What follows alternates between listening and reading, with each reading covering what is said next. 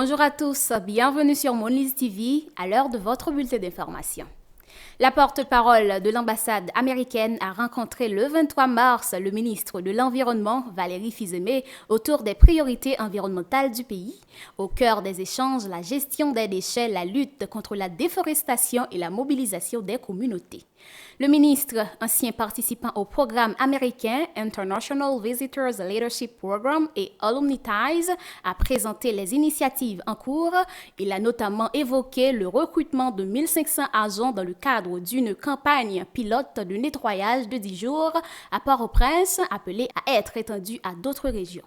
Les discussions ont également porté sur l'objectif partagé de rétablir la sécurité et la stabilité en Haïti.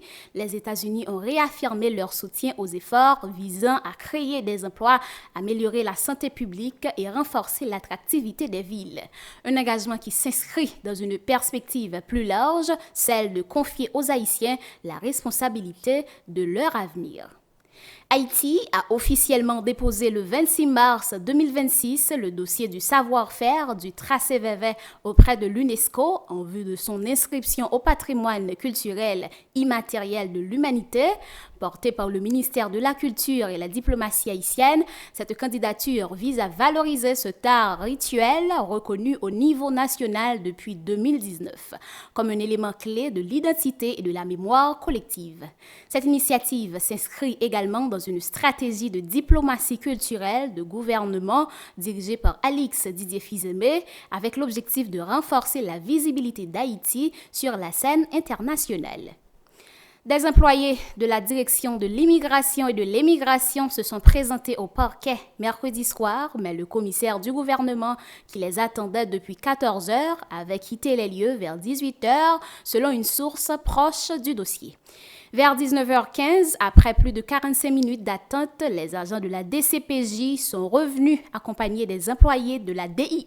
Ces derniers se préparent désormais à passer leur 4e nuit consécutive au sein de la DCPJ. Par ailleurs, le rapport de la DCPJ n'établirait aucun lien entre le directeur de la DIE et les faux passeports imprimés. Autre information, à Sao Paulo, au Brésil, l'Office national d'assurance vieillesse a remporté un prix de l'innovation lors d'un forum régional sur la sécurité sociale grâce à son programme ONACREDI, lancé il y a 7 mois. Ce dispositif destiné notamment au Madin Sarah, propose un taux d'intérêt de 1% et est présenté comme une avancée majeure. Le prix a été reçu par le ministre des Affaires sociales, Marc-Élie Nelson, au nom de la direction générale de l'institution. Autre information, le Conseil électoral provisoire a retenu 280 partis politiques sur les 320 ayant soumis leur dossier dans le cadre du processus d'enregistrement, selon une source proche de l'institution. Cette étape marque une avancée dans les préparatifs électoraux en vue de structurer la participation des formations politiques aux prochaines échéances. Hans Joseph, directeur de l'ULCC, a reçu hier matin M. Sancho Coutinho, chef des affaires politiques et de la bonne gouvernance, pour discuter de la mise en œuvre du point 4 de la résolution 2814 du Conseil de sécurité de l'ONU. L'ULCC réaffirme son engagement à promouvoir le mécanisme de signalement des violations potentielles, des sanctions et à assumer pleinement ses responsabilités conformément aux obligations de l'État haïtien. Les informations internationales dans un instant.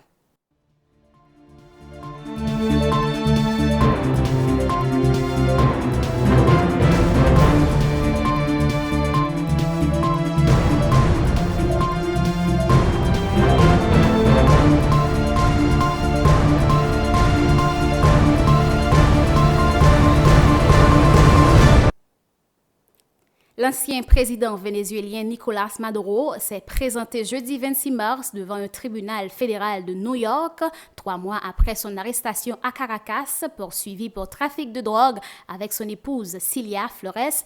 Il est apparu souriant et détendu, sans prendre la parole lors d'une audience consacrée à une demande de ses avocats de faire annuler les poursuites rejetées par le juge. Après l'audience d'environ 1 heure, Maduro a été reconduit à sa détention à Brooklyn.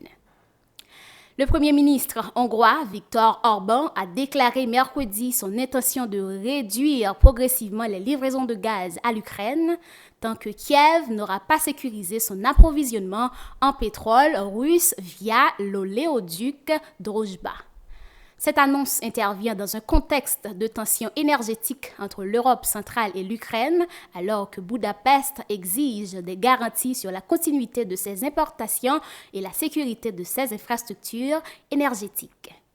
Une start-up californienne Diverge révolutionne la fabrication de missiles de croisière en combinant imprimante 3D et intelligence artificielle.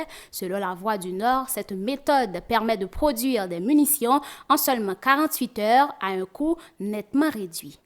Cette innovation, approuvée par le Pentagone, pourrait transformer la production militaire américaine et ouvrir de nouvelles perspectives technologiques pour l'industrie de la défense.